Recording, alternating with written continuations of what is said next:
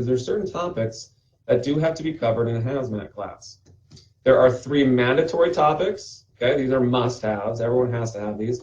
And then there's 2 other topics that you might have to get trained in depending on what you do as part of your job. So let's start with the mandatory ones first. First topic you have to get trained in is called general awareness training. Now, general awareness training is exactly what you think it is. You can just tell from the name what it's meant to cover. It's supposed to cover general hazmat topics. So it's awareness, kind of big picture training. So kind of where do I fit into the hazmat world? And so this would include things like going through the different hazards the DOT regulates, talking about when the regulations actually kick in, talking about DOT's training standard, stuff like that. But you need to have a general idea of what the hazmat rules are.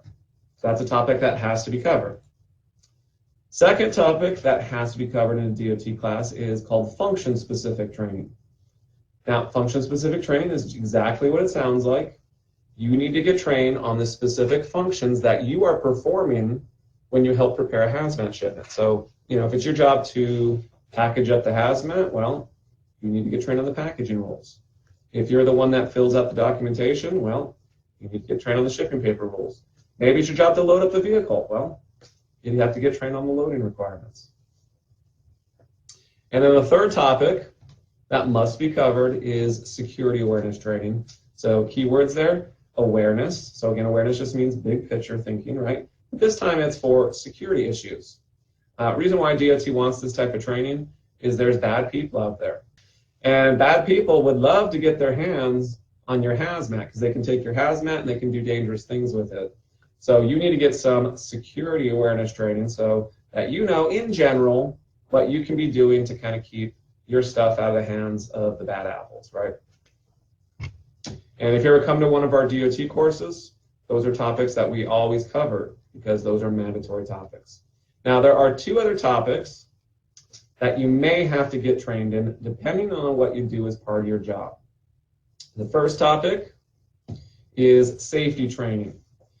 Now, safety training, or what the DOT rules call safety awareness training, technically only has to be taken if, as part of your job, you could come in direct contact with hazmat. So, for instance, if you're a packager, you would need to probably get safety training because you could accidentally spill chemicals on yourself when you're packaging up the hazmat. Or if you're that loader that you see on the screen, you would need safety training because if you accidentally pushed, one of the forks through the boxes, you could get chemicals on yourself, right? But let's say my job is I just sit in the admin office, I fill out shipping papers all day, I never go in the warehouse, I never have potential exposures to chemicals. That type of employee doesn't technically need to go through the safety awareness topic. And then the final topic that only some people need to get trained in is security plan specific training. Now, this type of training would only be necessary if your company is required to have a security plan specifically because of the DOT regulations. Not all hazmat shipments require security plans. The type of shipments that require plans are what I like to call the nasty shipments. What I mean by that is these are just more dangerous types of shipments. Some examples would be things like high-level explosives, poisonous gases, radioactive materials.